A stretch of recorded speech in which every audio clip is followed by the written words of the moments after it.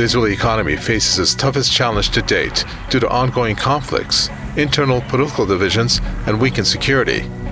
Businesses are closing, tourism has collapsed, and the construction sector is at a standstill. Since October 7, Israel's stock market and currency have plunged, with economic losses projected to reach $100 billion by the year 2025. And if things were not bad enough, Israel's economy was dealt another major blow. Iran's missile retaliation called Operation True Promise II, due to the multiple targeted assassinations of Hamas and Hezbollah leaders, including a senior IRGC commander in Beirut.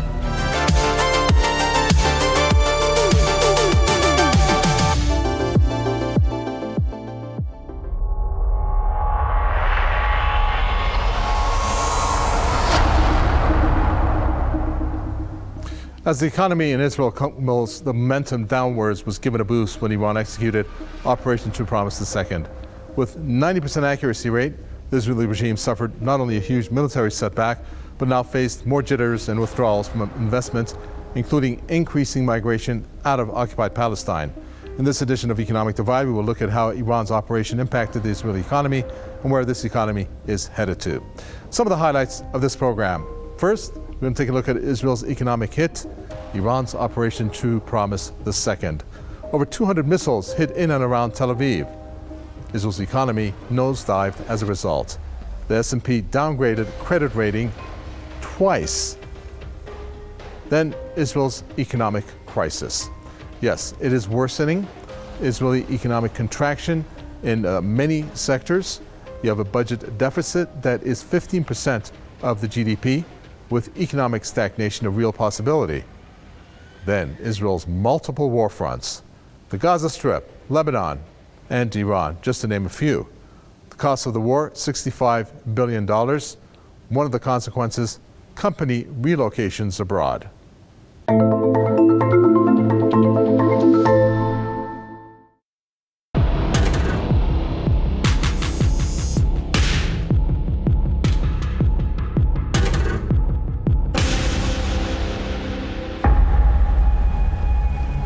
The prospect of an all-out war in West Asia has increased after Iran launched Operation True Promise II.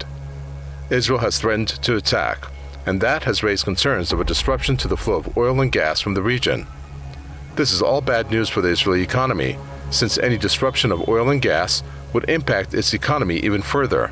The international energy supply would surely send shockwaves throughout the global economy as well.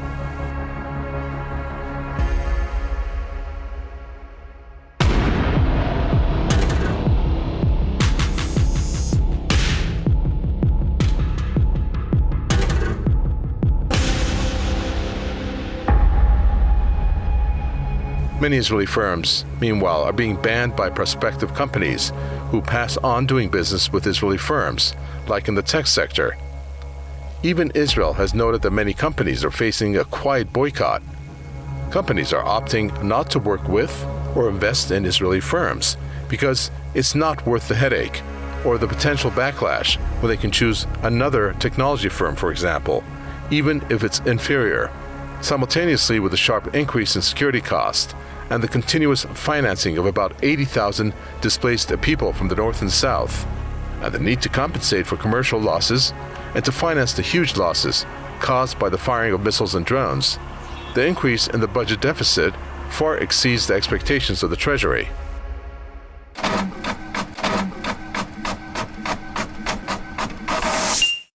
Now, because the Palestinian resistance took decisive action almost a year ago, the Zionist project's collapse has been vastly accelerated. Israel is experiencing an economic and energy crisis that's making colonizers leave, bringing Palestinian statehood even closer. خیلی‌ها احساس می‌کنند که اینجا آینده‌ای براشون نیست و این جنگ‌ها پشت هم ادامه داره. خیلی‌ها از طبقه متوسط، از متخصصا اینجا دارن کشور رو ترک می‌کنن به خاطر اینکه آینده‌ای نمی‌بینن، سرمایه‌گذاری نیست، وضع اقتصادی خرابه، بیزنس‌ها، تجارت خوابیده یا بسیار دچار رکود هست. خیلی‌ها دارن ورشکست میشن. میشن. خیلی از اینایی که دارن میرن صحبتشون اینه که اینجا برای بچهای ما آینده‌ای وجود نداره، باید بچه‌ها رو جای دیگری بزرگ بکنیم. بنابراین این شرایطی است که امروز وجود داره و اینکه همینجوری که میگم کمتر کسی اینجا آینده‌ای میبینه و هر روز هم این جنگ داره عمیق‌تر میشه و گسترده‌تر. Then, number of people leaving is unprecedented in Israel's history. 1 year of Gaza genocide. Is Israel's economy in a process of collapse? Experts warn the billions that Israel has spent to decimate Gaza could prove a cost too high, as this economic crisis will only get worse. The number of people are leaving is unprecedented, really, in the history of Israel. You see people just buying a one-way ticket to see what will happen.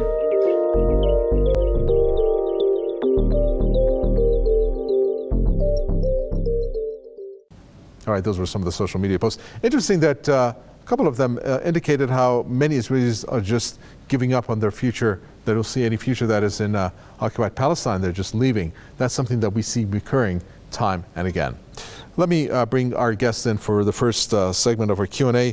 Joining us is Mike Mahajovich, who is a political analyst, defense technologies specialist, and a former Army officer. He's also author of Shooting Down the Stealth Fighter, Defending Putin's Empire, Rockets and Missiles Over Ukraine, and The Shift. Mike Mahajovich, welcome to Economic Divide. Thank you. My pleasure. All right, taking a look at this missile attack that Iran targeted against Israel in terms of a retaliation for many of the assassinations. This time around it was different. There were more powerful missiles. We're looking at how they hit many targets, but with a 90% accuracy rate. Even Israel has admitted that it incurred some damage to its military facilities. Doesn't this pose a huge setback for the Israeli economy? Well, this second attack was actually pre-planned, and the targets were selected properly. So military targets, military and intelligence targets.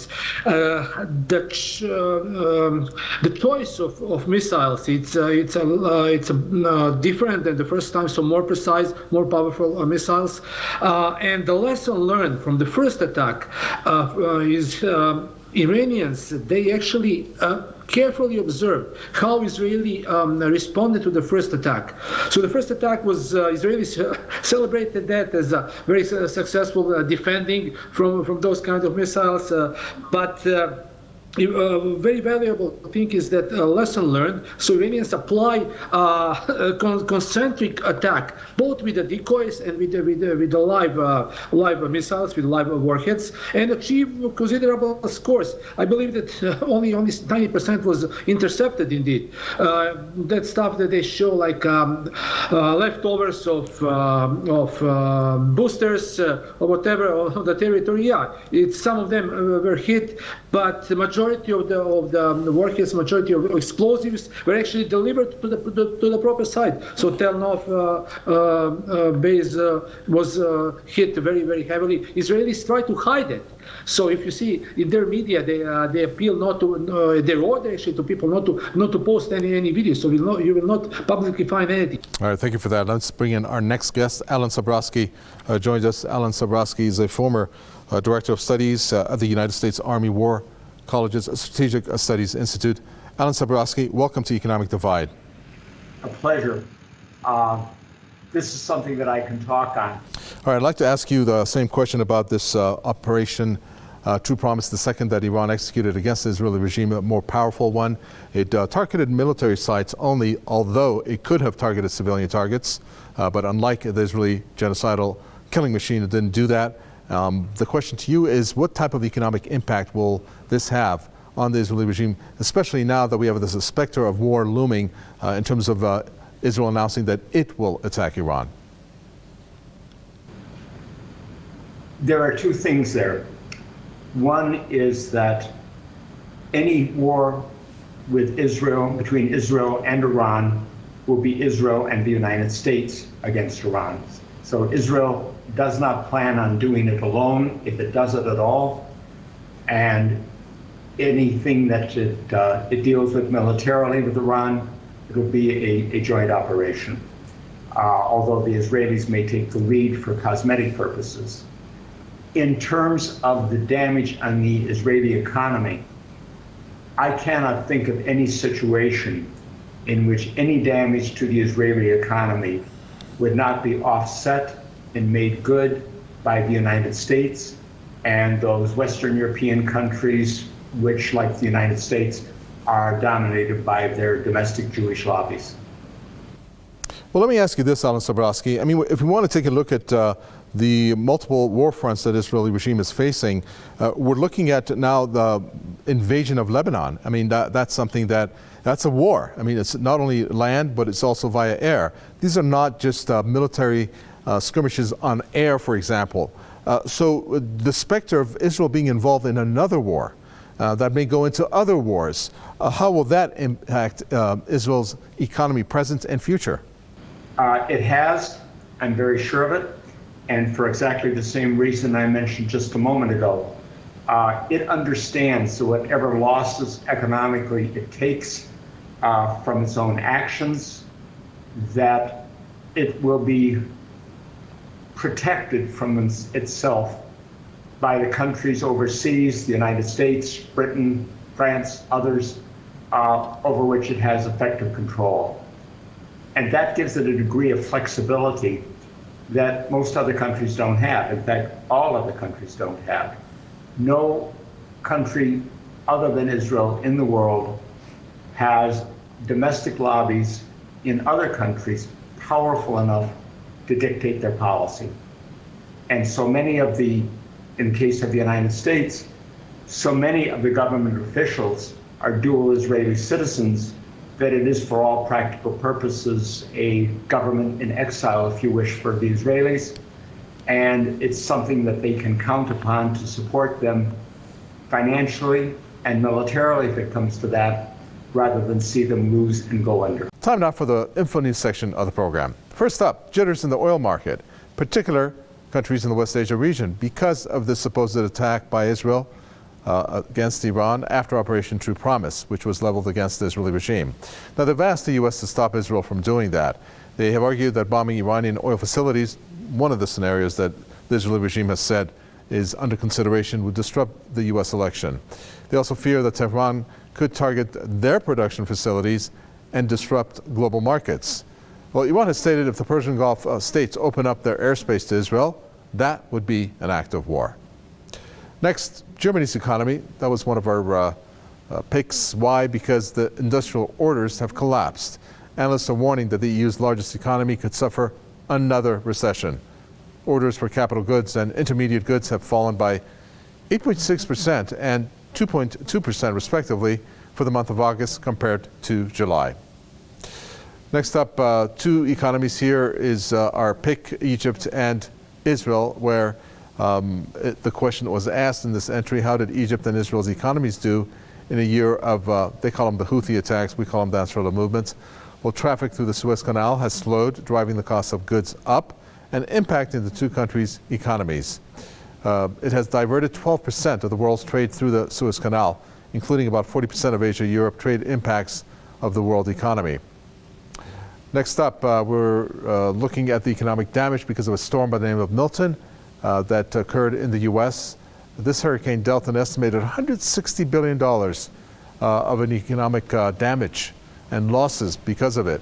Now, Milton has wreaked havoc on the state of Florida, which caused delivery disruptions, and the damage to the agricultural industry could exacerbate problems that farmers are already facing post-Helen. Those were the picks that we have for this section. Tell us if you have any that you would like to be in the program. Do send them to us. Contact information is coming up. Time now for the in-depth section of the program. Israel's new economic data from the Central Bureau of Statistics spelled bad news for the Israeli regime, and economic activity is likely to falter even further due to multiple war fronts. Now with the impact of Iran's Operation True Promise II, that could be the kiss of death, at least for some time. First up, Israel's GDP. Let's take a look at the growth there, or the lack of it. First, we're going to take a look at what's happening for the year 2024. That growth stood at 1.3%, which is pretty minimal. Now, for the same period last year, we are taking a look at 2.4%, so we can see the drop there. When it comes to the per capita GDP, there's a negative 0.4% of the decline that we're looking at here. And that is, again, another sign of how the economy there is contracting. Next up, business production. That has also dropped. We're looking at 1.9% drop for that. Then exports of goods and services, the drop is much steeper. 8.3% is the drop there. And that's not obviously a good sign given the large drop occurring there. And also then another indicator, investments in fixed assets, that only saw a minimal increase of 1.1%, as you see there, during the same period. An economist has said this: gross domestic product per capita has shrunk compared to the previous quarter and compared to the corresponding quarter last year. This chief markets economist went on to say the economy of Israel in terms of its GDP growth has disappointed many in the second quarter due to a contraction in exports, that's goods and services, and weak investments. That confirms what we just covered based on what this economist has also now said. On to the next graph, we have private spending. Well, private spending has actually rose in the second quarter. By how much? 12%. There's a big question mark there. Why would private spending rise during the times of a war, especially multiple wars? Well, one of the reasons is that it is due to the aid that the cabinet has set aside in its budget, like wages spent on additional regime forces that have been taken away from different sectors. They actually pay them in order to help with the economy in one form or another. And finally, we go to the final graph here, and that's U.S. military aid to Israel. This is the total amount of military aid pledged. Now, take a look at the year 2019, actually 1999 to 2008, looking at about $22.5 billion. Then 2009 through 2018, roughly about $30 billion. And take a look at the year 2019, all the way up through 2028, which is a projection in a sense, the total being roughly about $40 billion. But since we're looking at the year 2024, that amount at this point, I believe, is up to about $18 billion. Part of this, obviously, is because the economy is not doing well, and therefore the U.S. in one form or another has to somewhat support the economy there for the Israeli regime. All right, let's bring back our guests and see what they think. Rejoining us is Mike Mihajlovic. He is a political analyst and also defense technologies specialist. Mike Mihajlovic, welcome back. Taking a look at the genocide in Gaza, just past the one-year mark days ago. Israel is beginning, however, a new war, and that's in Lebanon. You have over 2,000 Lebanese killed there, committed targeted assassinations in multiple countries at this point, and many countries regionally and around the world now reluctant to do business with an entity that is on a killing rampage. Do you think that Israel has lost its legitimacy? Well, that's the problem. Genocide started actually in 1948, so for 75 years. October 7th, 2023 was just one of the steps to the full culmination. I predicted it will be more than 50,000 dead when Israelis start their offensive, and unfortunately, I was right with that.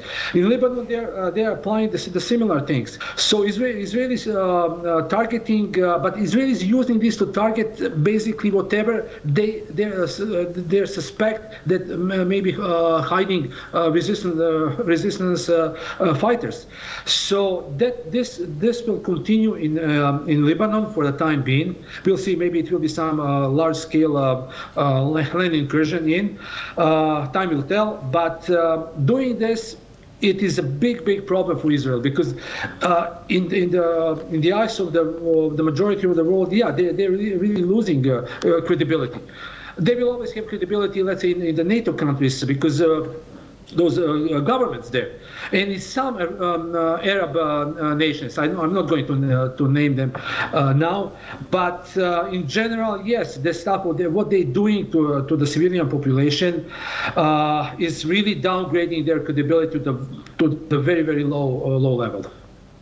Okay, thank you so much for that. Let me bring back Alan Sabrowski now. Alan Sabrowski is a former director of studies at the U.S. Army War College Strategic Studies Institute. Alan, welcome back. This genocide in Gaza has surpassed the one-year mark.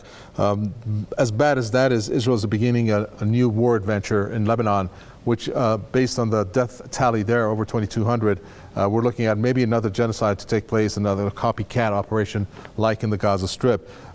Putting into question the way that countries, not only regionally but around the world, will have to deal with Israel on a business level. Don't you think that Israel, in that respect, will fail? I don't think Israel ever had any legitimacy. It has had a degree of credibility, largely because of its ability to use military force very successfully. All of its wars were short, except this one.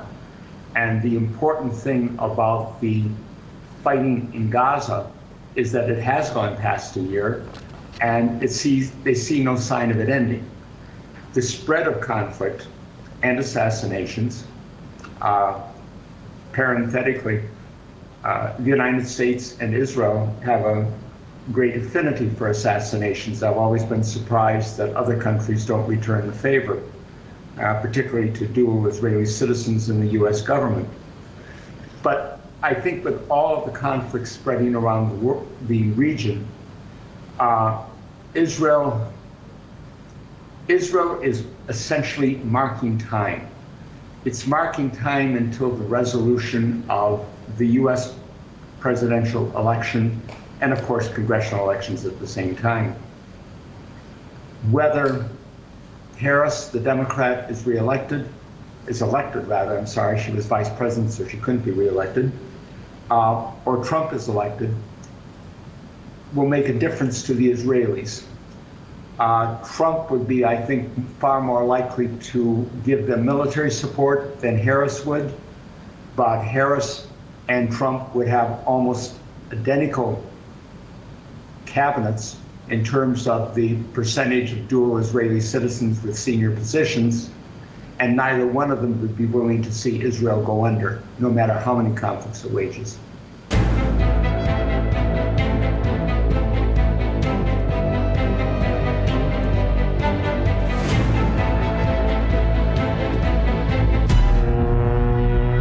The Israeli economy faces its toughest challenge to date due to ongoing conflicts, internal political divisions, and weakened security.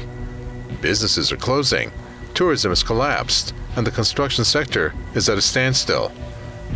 Since October 7, Israel's stock market and currency have plunged, with economic losses projected to reach $100 billion by the year 2025. And if things were not bad enough, Israel's economy was dealt another major blow.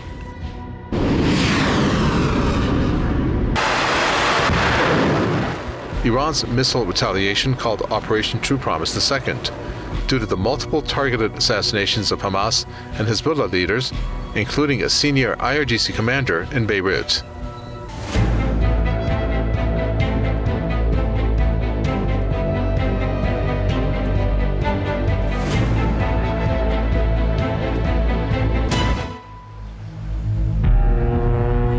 Not only did this deal a huge blow for investor confidence, of which there was very little, now there was the specter of an attack by Israel, which could spell a destructive war for Israel.